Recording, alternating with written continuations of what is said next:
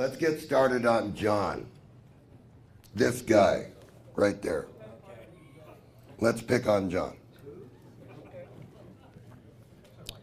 The year is 1955. What could somebody know who's 6 or 7 years old? Okay, a little family history. My uncles, my aunts, my dad, mostly my uncles, I spent most of my time with growing up. They were hot rod builders, auto mechanics. So here I am, I'm a little guy, and I'm being watched by these guys, right, who are taking batteries out of cars, starters, generators. But right from that age, that was my interest, was how do I take this DC motor, which at the time was 6 volts, and connect that DC motor to the generator that's laying over there that's also 6 volts. So I just put gen motor.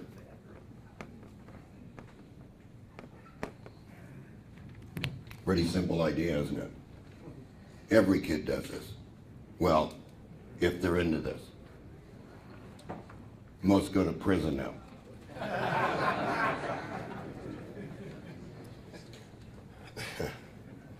All right. So, the little kid figures out a way with a piece of rubber hose, right, to put these two together.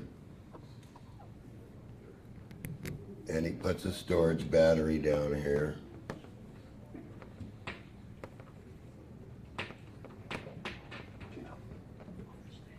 So can you all see that? Okay. And he says to himself, all as I must do is go like this.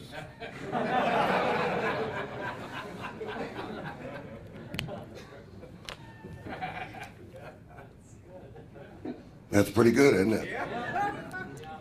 And the thing takes off when you hook it to the storage battery, and all of a sudden, this starts going slower and slower and slower, and the generator isn't putting anything out, right? So the little kid says, yeah, but when I take these wires off here,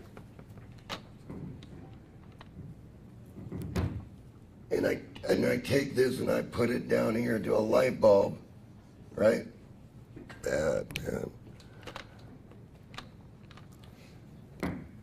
To this light bulb, it lights up. And it keeps lighting up.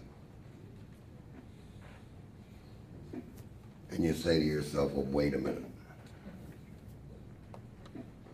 I don't like that. So again, you attempt the same thing.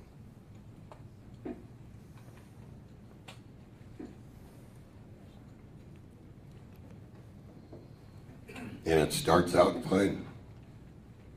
And then all of a sudden, it goes dead. There's no more coming out of this, and the motor is just spinning away at whatever level. And you say to yourself, that doesn't work, but that doesn't stop you. You start trying to conceive of all different kinds of things. So, if you're intuitive, the next thing you try is you put a light bulb in here. It's lighting the light and a little bit's going back. But this is going down like that at this rate in time. So you think you got something here because it's taking a while for this to go down. And so you take it to school, which I did, and you demonstrate it for the classroom.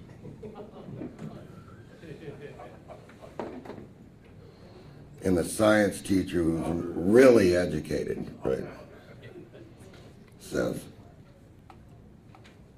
that'll never work.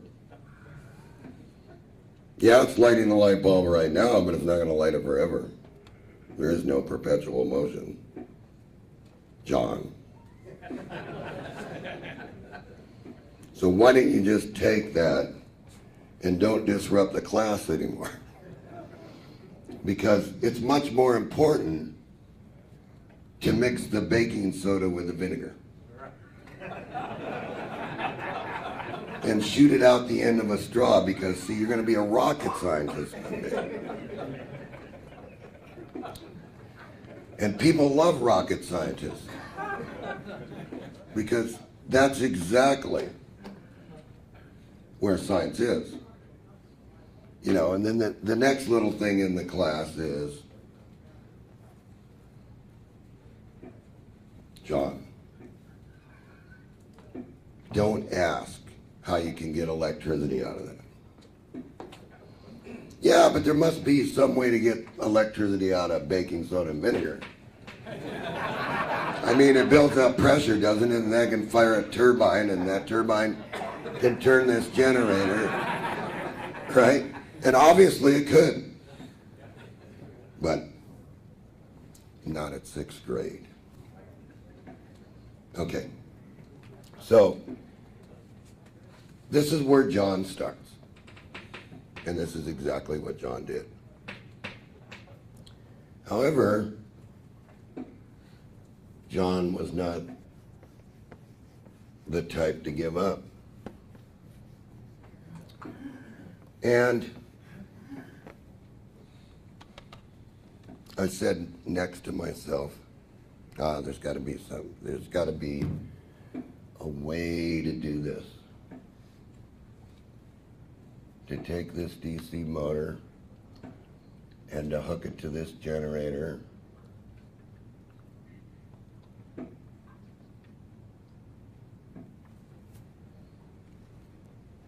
And make this keep going. Make it keep running. Well, we all know that, and I've said this many times, the term free energy is a misconception. It's a term that shouldn't be used, because this energy going in is one form of energy from the chemical in the battery. And the energy that's coming out over here is another form of energy, and it's totally different. Unless you put it to something that will charge and put it back in the chemical. So, is it really free energy? Or is the energy already there and these things are just utilizing them when you rotate them? I think we're all surrounded by all this energy. We just haven't found a way to couple it, get it out. So John takes this further. John decides, let me do this.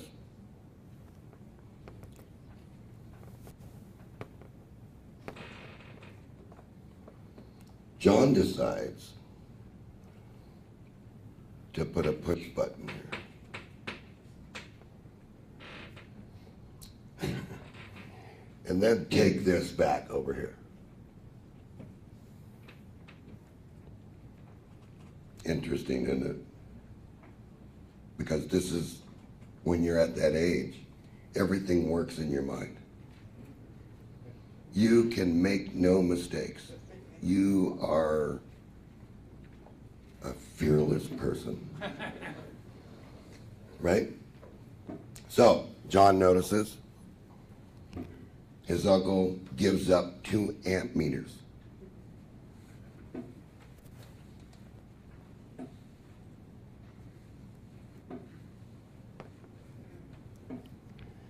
Well, actually, the uncle didn't give them up. I just borrowed them. so I noticed you push this button, and this one goes up, and if you let the button go at the right time, that one goes up, and that one goes down. So, where does everybody think I'm going here? Right? But 7 years old or 6 years old with a hacksaw, how straight could the cut be that you're cutting, right? So John sits and thinks for 2 or 3 days, and he's going to school and he's discussing this with people that don't know anything, less than John knows. But I have a friend in school. I don't go much into this story in the DVD because I get right to the point. So if you can't remember what I'm saying here, there are DVDs available on this presentation. Anyway, the friend and I, we take the motor apart. We notice that the motor has what they call the commutator in it. And that each time the brush makes connection on each side, the motor goes. And so I sit there for days of just taking the DC motor and pushing the switch and making the motor go as it's bouncing around this way, right? But like I said, a kid's fearless. He doesn't know. He'll just touch the 2 wires to the battery together and they'll be, hey, look.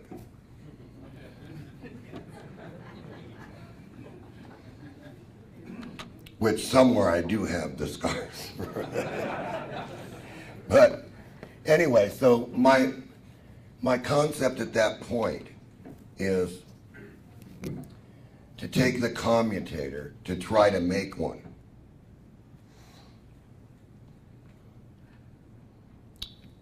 And I say to myself, okay, if I'm able to make this, right? And at first I tried tinfoil, and tinfoil doesn't work. And then I tried copper sheets. But of course the glue that I had didn't hold it on, right? And so finally, what I said to myself was, why don't I just rip apart another motor, take the commutator, because it fits that shaft.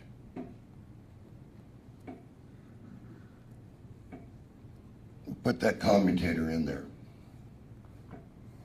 Now I'm not changing my concept, you notice that. I'm still staying with the DC motor, and I'm still staying with the DC generator. Because generators at that time, if you got them going at the right speed, they self-excited, and they just put out electricity. They're like magnetized. So anyway, I decided to take the commutator, and there's all these segments in the commutator.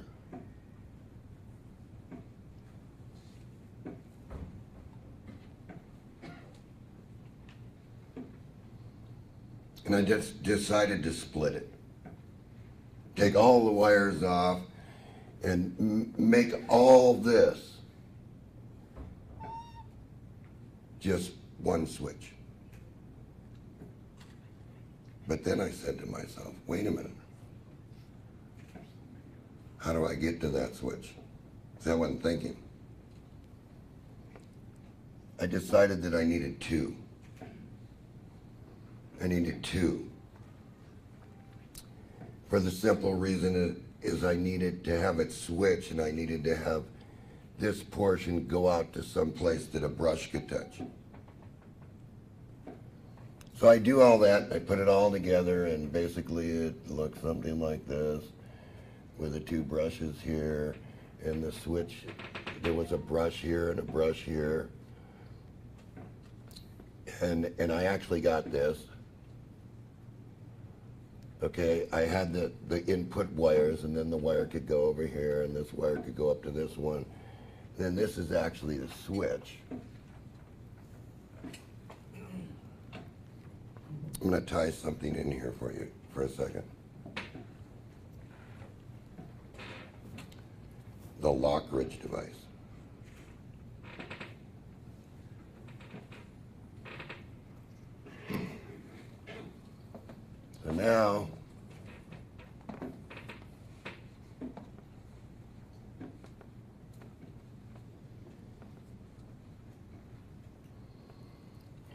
So now, I got all this together, and I'm not actually drawing this correct, but you guys get the idea, right?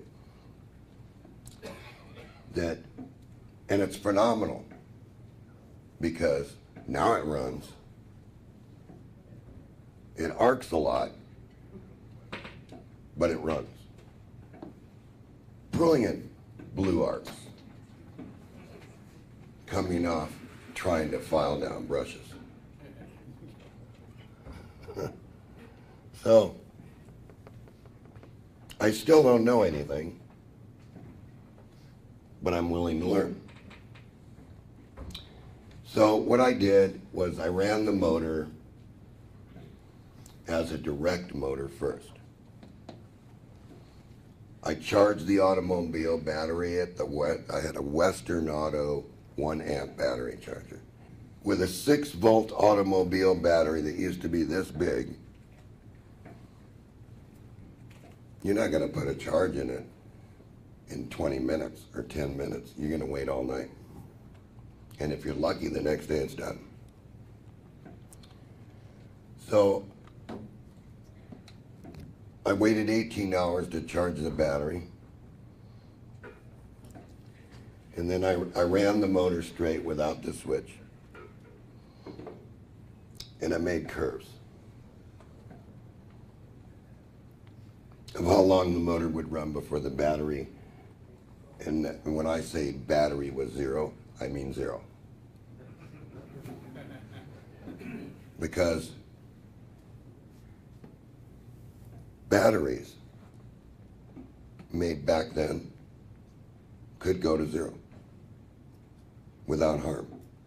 Because anybody that grew up in those years used to be able to go out in their front yard, and when the car wouldn't start, just crank, crank, crank, crank, crank, crank, crank, crank, crank with a starter, and then it would die, and you go back in the house, have a cup of coffee or whatever you were doing, and come back out and crank it in and start.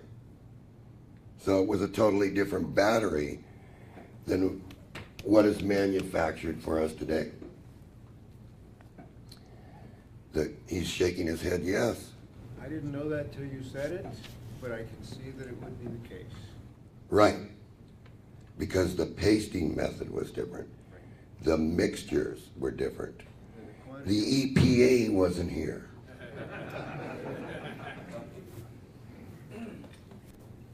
There was no environmental problem that we knew of. Hell, people used to take their engine oil and dig a hole in their yard and dump it. My idea of that was, watching this was, oh, no problem, because one day you just put an oil well there and you have gasoline again.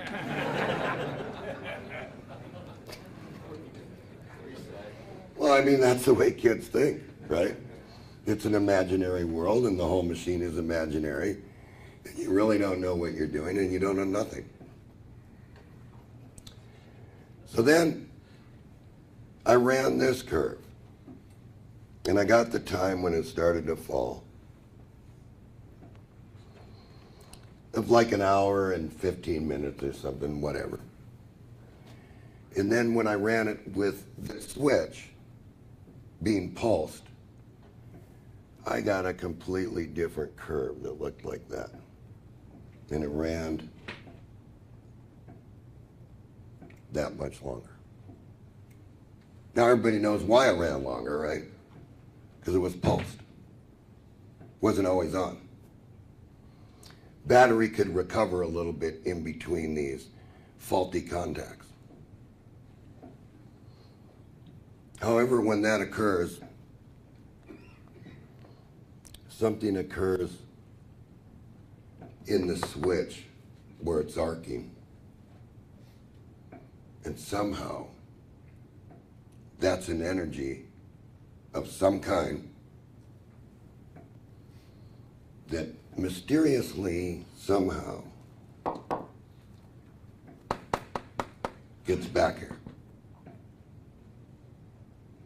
Reverse each time. So it runs a little bit longer.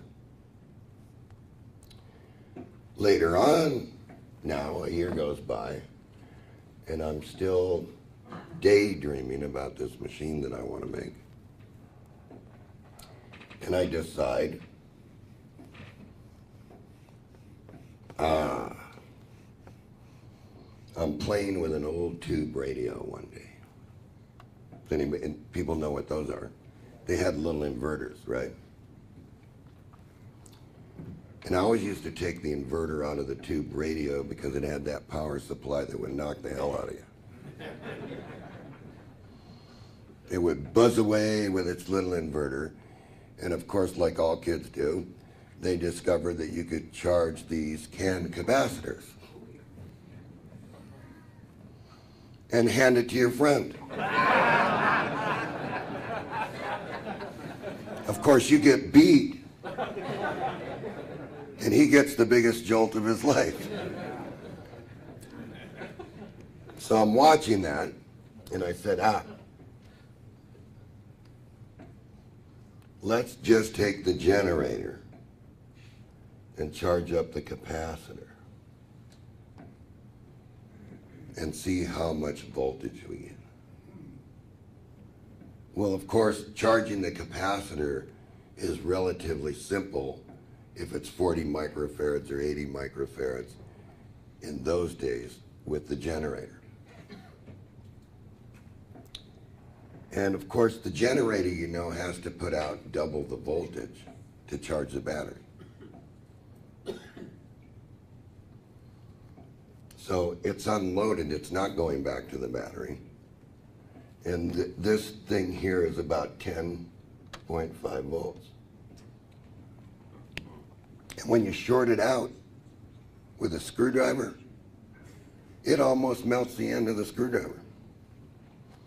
So you show your friends until you get burned, or until it melts the tip of the screwdriver off and that flies and hits you. Come on, man, we're only little kids. We can fly, we can climb. Umbrellas work on roofs. You can jump off the roof. Mary Poppins did.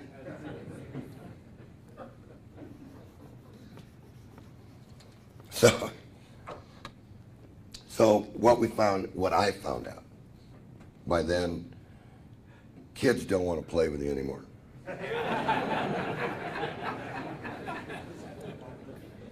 We don't want to go over to this guy's house. He does some weird stuff. I mean, he's got storage batteries, and he's got lights running, and he's got this doing that, and his mother gets really mad because his clothes are full of holes. And, you know, he's got a pipe with gasoline in it in the garage with a spark plug mounted in it. So. You're just more, is it in you? You see what I'm saying? Is it in you to do this? To really understand what it is? Because nobody does. Anyway, so we just decide. Of course, you go to your dad in the meantime, but see, your dad, my dad, worked on the space project early on. Actually working on the nose cones for the first astronauts to go to the moon. And I used to say to Dad, Dad, can you bring me home a light bulb? Well, what'd you do with the one I gave you? Burned it out. How'd you burn it out? Hooked 2 batteries up to it and it went pop. You're not supposed to do that, John. So he would sneak me home a light bulb. And then I'd have a new light bulb. And then, back then at Lockheed and places like that, and Rocketdyne and stuff like that, all the engineers were sort of loose with their parts. If you'd walk down the street and somebody had a hobby, right, and he was a ham radio operator or something, you might be able to finagle something out of him. But he'd just give it to you and laugh because you were just a kid and you weren't going to do anything with it, okay? So this is what I tried. Now this is at 10 volts. This is dropping. The motor's running. The generator's putting out. And you push the switch. But you don't push it too long, because then this slows down.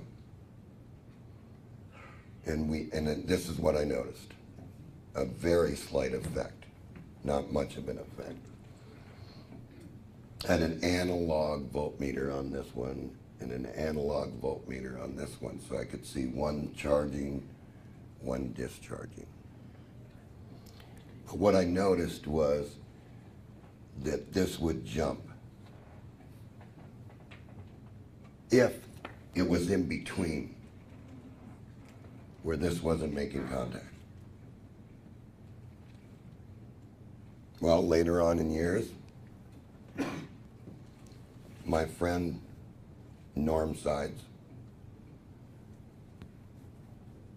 meets people that knew of a machine that worked like this that came out of Germany, called the Lockridge device.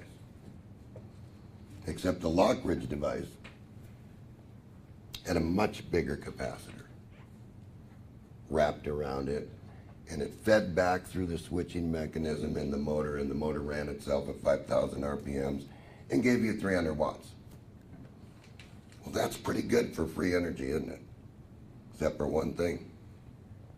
It was only free for a little while because the brushes would wear out.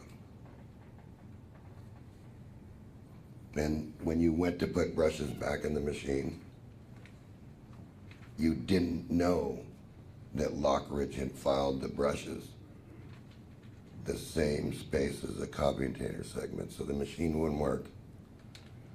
And the people would throw it out. They would scrap it for the copper in it. And that was probably pretty good at that time. Anyway, this is where I discovered this. And I don't do anything with it for years. I go and I do my cars, or I do this, or I do that. Girls were more important then. Yeah. So, that's a little basic history of where the story starts.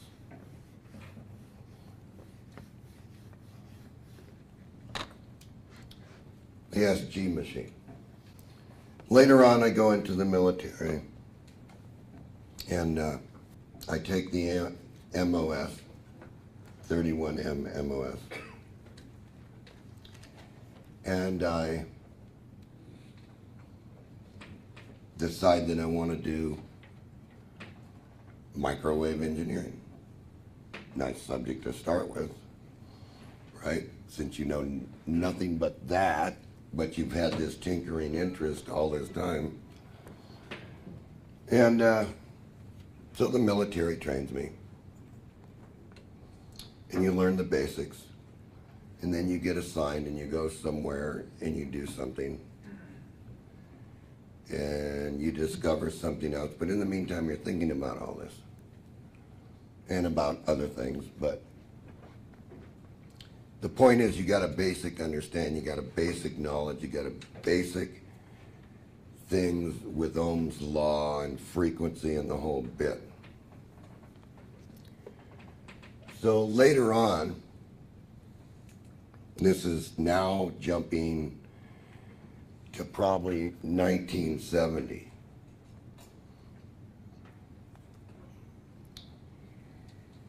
I'm sitting in the garage one day, and I'm saying to myself,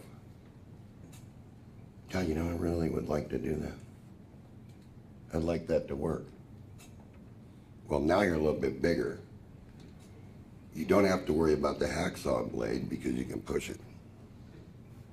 And you can follow a straight line because you learned to mark a line instead of just guessing, right?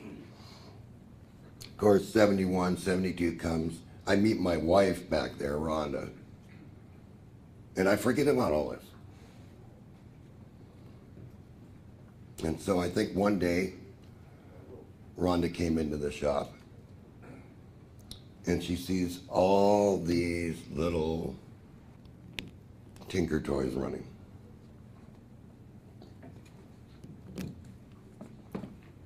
Little pulse motors. But no contacts. Because, see, you learned. You learned what the transistor was. So you learned to take that device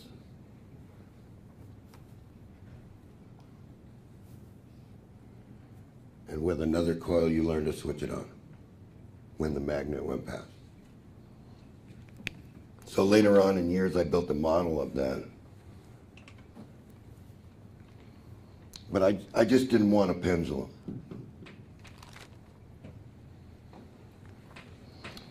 And as you can see, without hiding it, there's a battery under it. And a circuit that's just tweaked together. It's not even soldered. Okay, so you learn that pulse motors, let's get this to do its thing, can do this.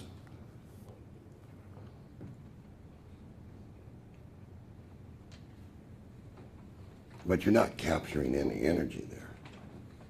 You're expending it. Although it's generating an energy, nobody's taking it. So anyway, you watch those for days and days, and they're clicking away, and this is doing, and you make a bigger one on a particle board and say, oh, geez, if this works, right? If this works, I can put it on a wooden box, and instead of using little magnets to find out, all you got is 4x8 blocks that are 6 inches long and 1 inch thick because you were doing some other experiment. And you leave it running in the middle of the night, and the hot glue comes off, and the magnets are in the ceiling. Because it speeds up and it's gone. But you're not taking any energy from it. You're not doing anything with it. So you go through this and you do this for a little while and you watch how all these motors run like this, you know, but you don't take any energy from it. You're just running it as a motor, and it's not really even a motor. It's not good as a motor. And you find out, because I think at that time we had the new magnet, which was samarium cobalt. And you find out that samarium cobalt, you know, when you have this coil and the iron and everything, doesn't run too well compared to the ferrite. So, the SG. How did the SG come about? Does anybody know? No. No. Stand up, Gene. This is how the SG came about, known as the schoolgirl motor. No, I'm going to tell. I just wanted you to stand up. So she wrote the article. A little girl came to me one day. She wanted to do a science fair.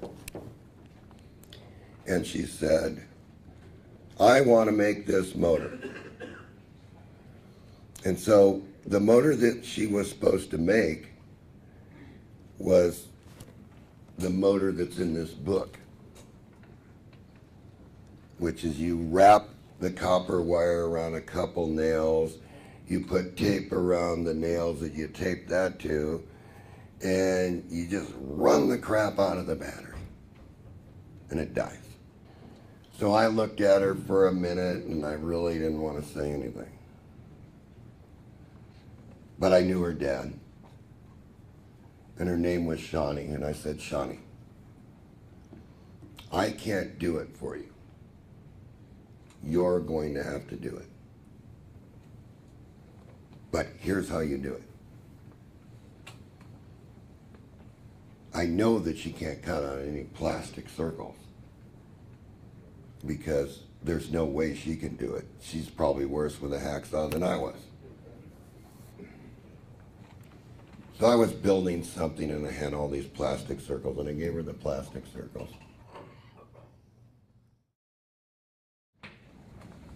Take this magnet that's a bar magnet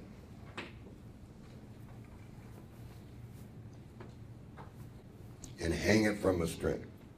And she's looking at me kind of funny, right? But there's something basic here that I wanted her to learn. I said, hang this from the string and don't touch it. I said, and then whatever pulls facing north,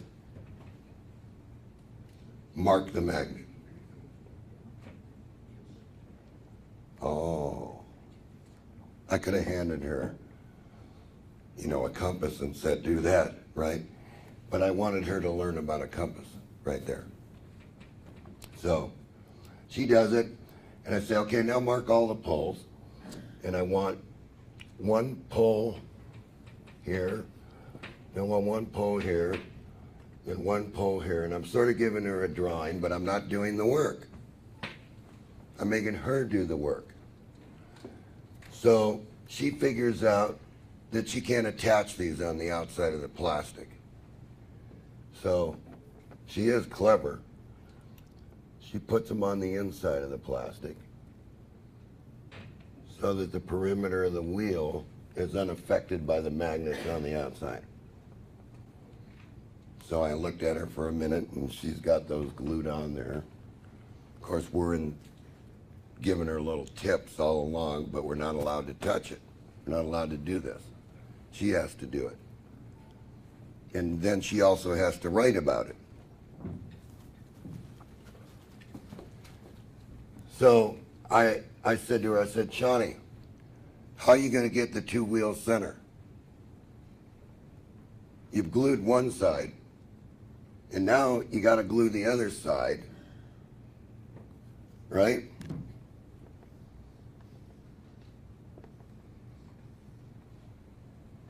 How are you going to get the wheel center? Just because there's holes here, that still doesn't mean that you're not going to walk one off. And the shaft's going to be like this. She says, oh. She says, I'll cut out a piece of styrofoam. And I'll push it down in the styrofoam. And then I'll glue the top magnets and I'll push that down in the styrofoam. How about it?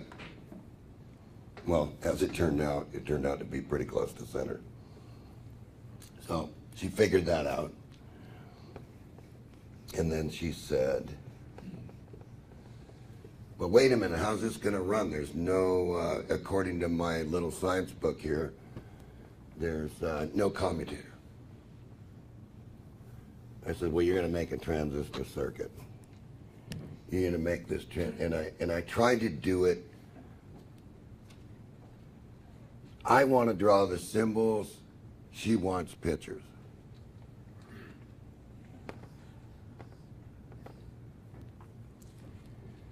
So I said, this is the transistor. And of course the numbers are up here and blah, blah, blah, blah. And I said, this is B, and this is E, and this is C on that particular transistor. And so I drew this pictorial of that this has to go to a coil, right?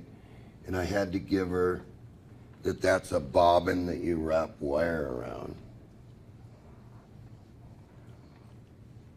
And you cut these pieces of metal and you put them in as a core. So I had to do that. And then I said, but you have to wind two at once.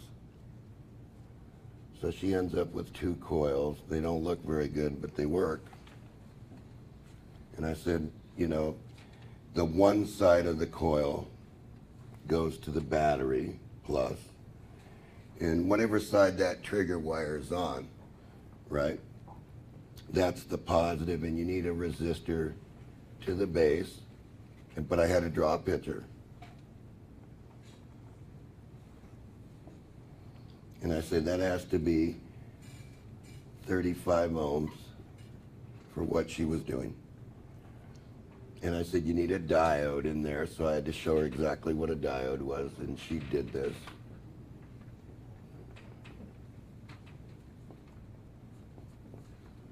And I said, the other one goes to the other side of the battery.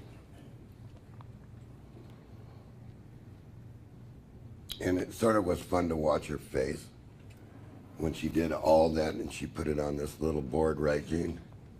She had it on this little board. And she gave it a spin, and the thing took off. And it probably did 2,000 RPMs or better.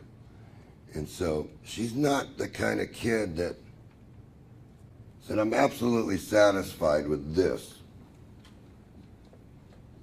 No, not her. She decides it's a generator. So she bends a coat hanger, if I remember right. Is that right, Gene? She bent a coat hanger.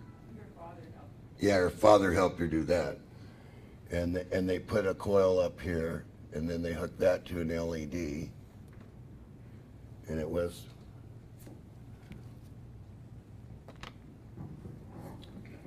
worked. Anyway, she takes it to school. And the science teachers look at her and say, you can't participate.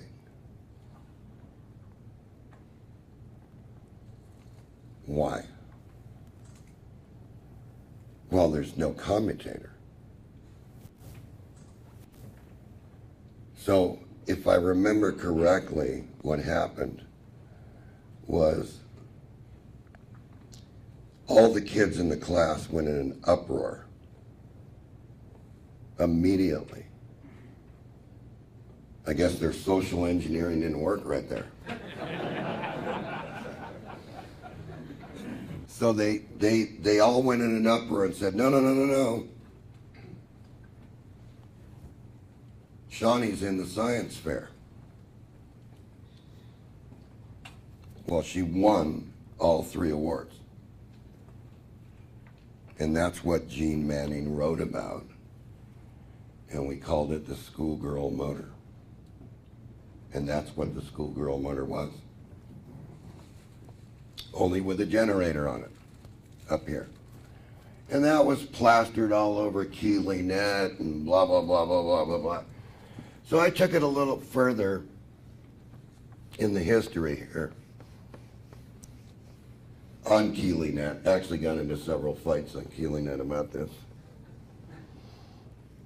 I think there was a guy by the name of Elick booted off because of me. But I said, make the motor the way that they made her motor, and make this motor charge a capacitor with a timing belt and some contacts that went up this way, right? And I said, don't charge the front battery.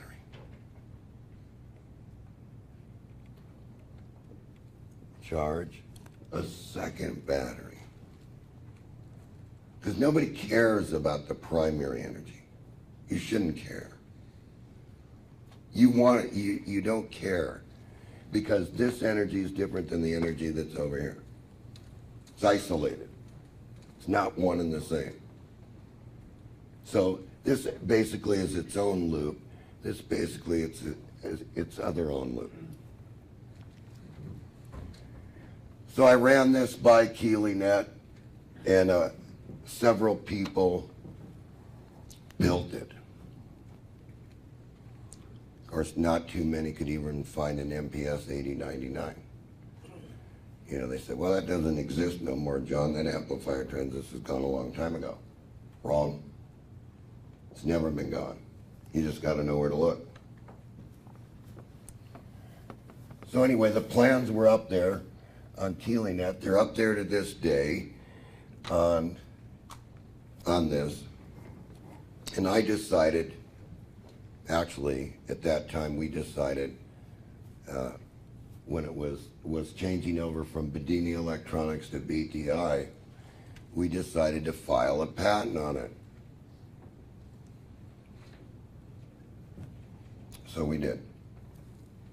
And that became the monopole motor, because we only termed it the monopole motor because it only used the North Poles. But the patent states, nowhere in the patent do you see the word what?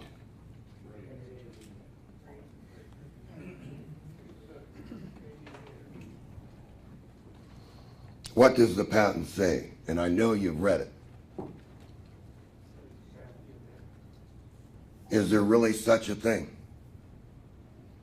What actually is back EMF? Does anybody know?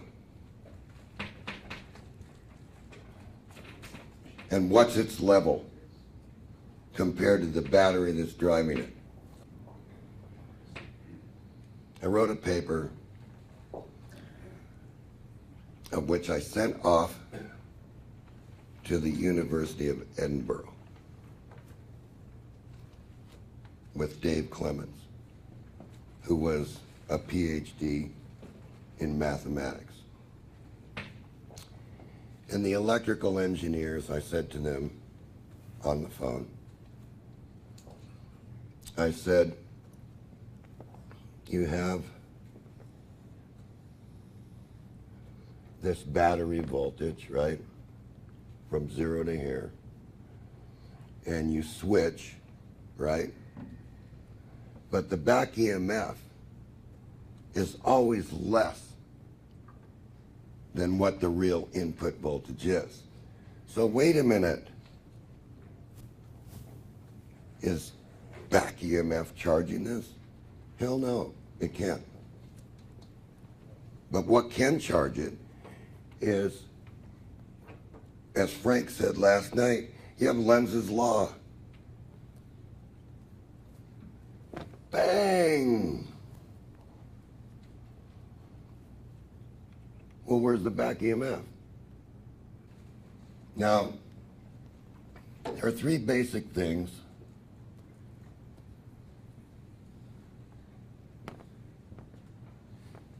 and I'm sort of going to go through these one at a time. Isn't this the basic SG circuit?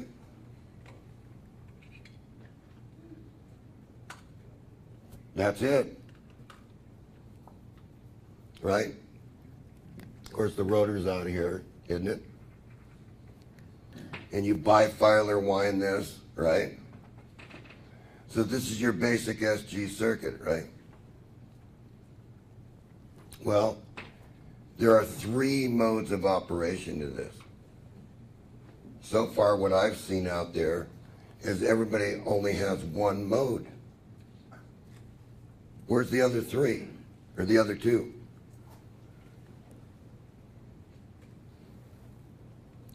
In this mode, you can only capture the spike. So, what are you missing about what the energy is? Does anybody know? It's very short, right? And it would take an awful lot of these to charge that battery over a certain period of time, wouldn't it? But that's the way it's designed. This is exactly the way it's designed.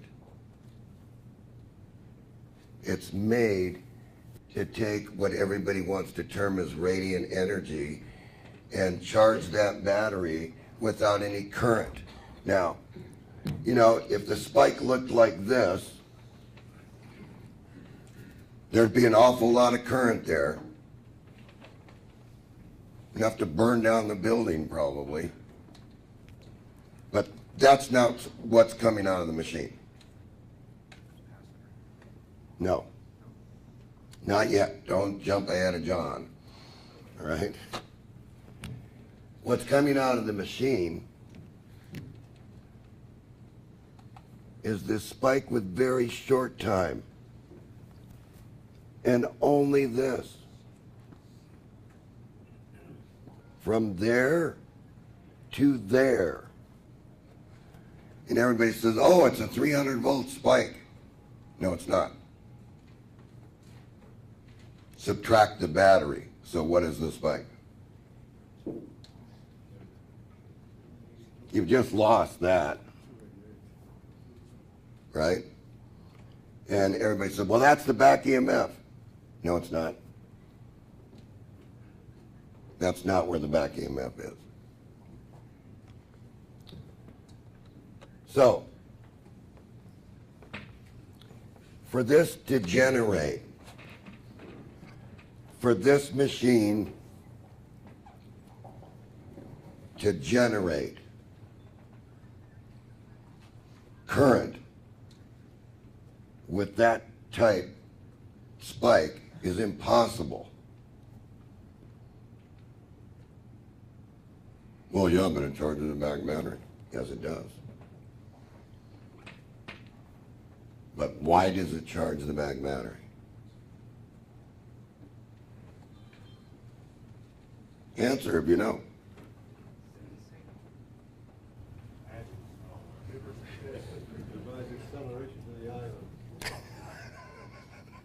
Exactly, Frank.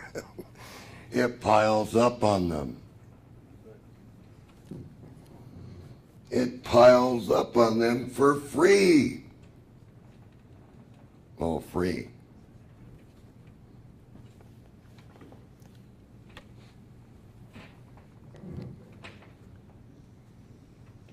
The ion's about that big.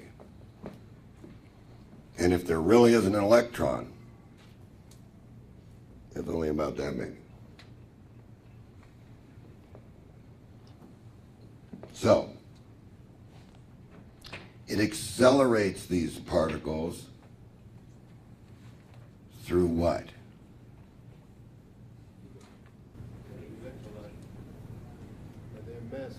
Yes, but you're more knowledgeable. So what actually happens here is the lead plates are sitting here and here,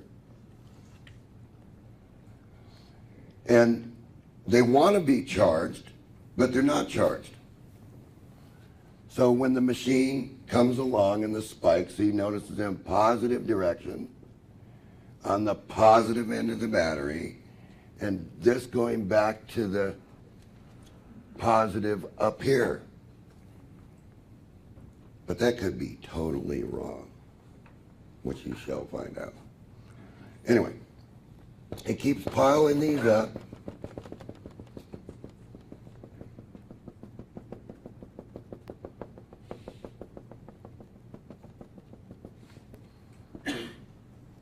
And that guy goes that way. under his own speed. You cannot force nature to go faster than nature wants to go. Otherwise, terrible things happen to you. There's probably a better way to explain this. There's 3 kids. And there's a ball. Each one's got a ball. One kid sprays water at the ball and it goes. And one kid throws something at the ball and it goes. And the other kid says, well, wait a minute. And he kicks the ball. And it takes off and goes. And then he turns around and kicks it again and it takes off and goes. So, without taking the SG circuit off there,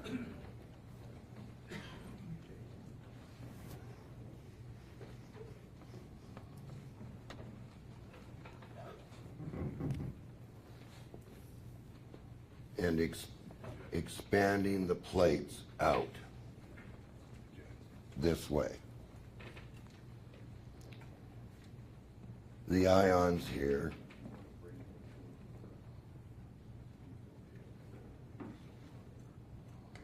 the spike comes along at this level because this is going downward. This level. And kicks that ion here. Next spike comes along, kicks the ion here. Next spike kicks the ion here. Next spike kicks the ion here. Next spike kicks the ion here. So all these little kicks are constant, like this, from this machine. So, if you add them all together at the end, current-wise, there's this much current in this one, this much current in this one, this much current in this one.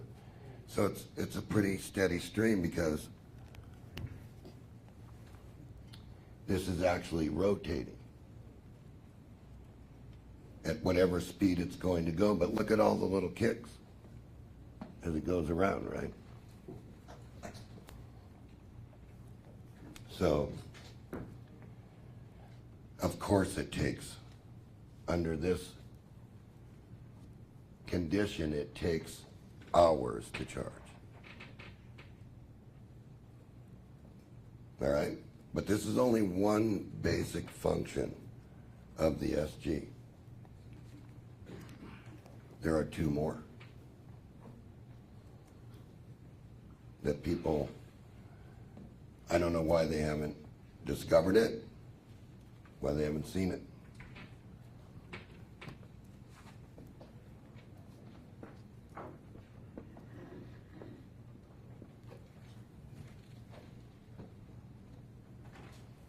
Okay. The next way is to take all these spikes, transform them, and charge a capacitor.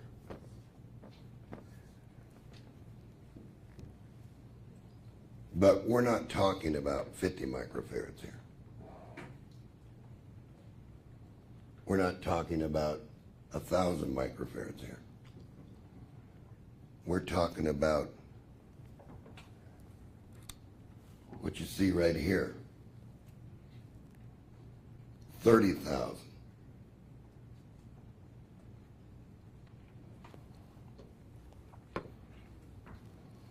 And we're talking about taking the 30,000 microfarads and only allowing it to charge to like 24 to 30 volts and no more. Now, if the battery's at 12.6 and the capacitor's at 30 volts, how much voltage is in the capacitor when it dumps?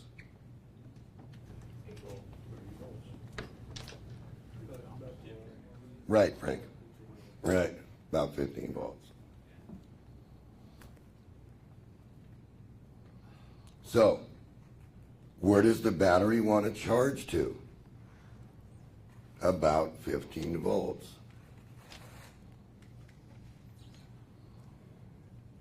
So the next problem is, I just can't take this and just put it back to the battery without doing something to cause it to charge up, discharge, charge up, discharge, charge up, discharge.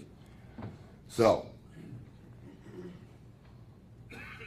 you have to be clever about this because it really doesn't make any difference what this is doing out here because it's pulsed.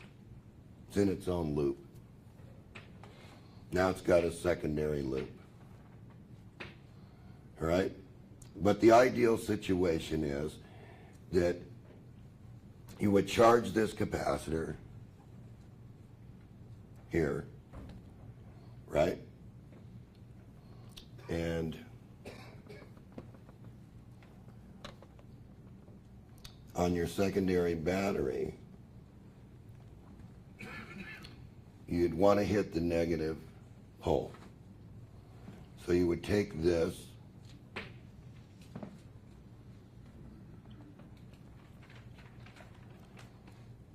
and this, of course,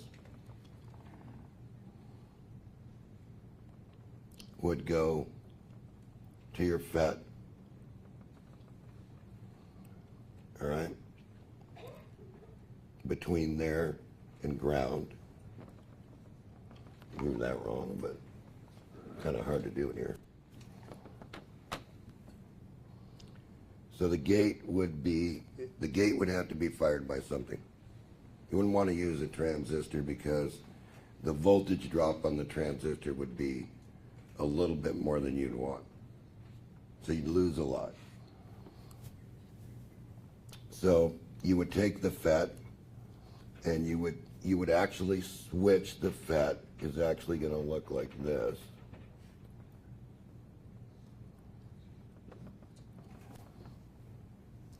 So when this got to exactly whatever voltage you determined,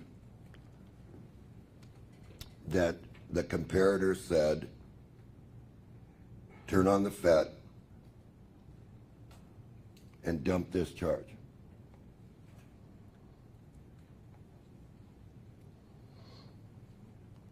Now, if you were looking at this capacitor with a scope, what would you see? Does anybody know? Right. That's exactly what you'd see it generating, is a sawtooth. Charge, discharge, charge, discharge, charge, discharge, charge, discharge. There's a little more complication to this because you can't burn or use up very much energy in the comparator. So you can't do it. You have to do it with something that's going to take very little energy to do the switching. And of course, everybody knows what a comparator is. It's an op amplifier, basically, right? Forget about the Radio Shack one that turns on LEDs and everything because you need something a little bit different. It's something that has a reference voltage that's locked, like 5 volts. That pin is locked to the reference. And that's done by a regulator. And that regulator, of course, is tied to the capacitor. So now, since the op amp, right, This also is very important, the op amp, because most op amps are going to give you a little bit of difficulty if this goes higher. You're going to burn it up. So you have to have another regulator. Regulators take energy to regulate that. So see where I'm going?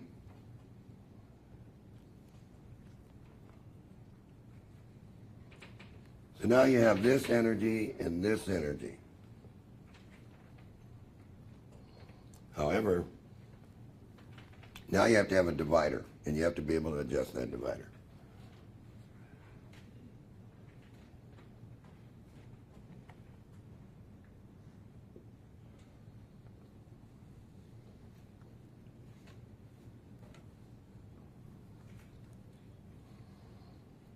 So whatever these are,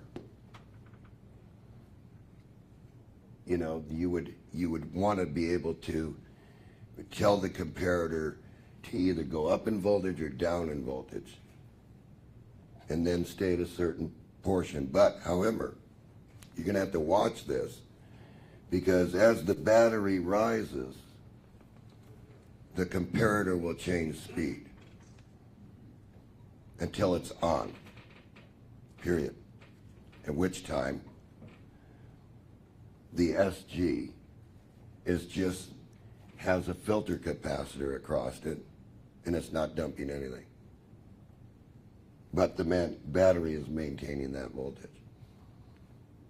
And you don't want that. You want this so that you can select it so it stays in a certain range. And it's a window, all right? It's not real critical. It's not here. It's not here.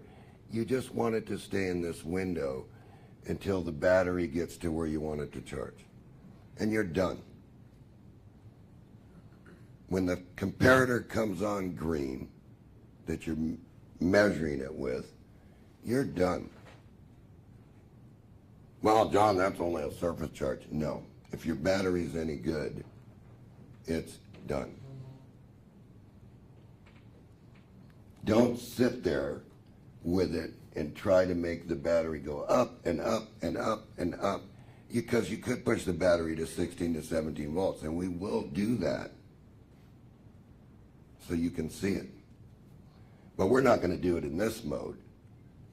This is the second mode of operation. Now, one more important thing is some comparators like to switch up and have real difficulty switching down. So, does anybody know the term for that? What you have to do to correct it? Exactly, Frank. You have to put a loop around it. That's why everybody that second-guessed John, trying to make the comparator, didn't have the hysteresis loop. So therefore, the comparator really doesn't operate correctly. And what was the complaint on the internet? The front battery is running down and it didn't get the back battery charged. Really? You have to take into consideration all these things. You have to methodically go through every portion of the circuit.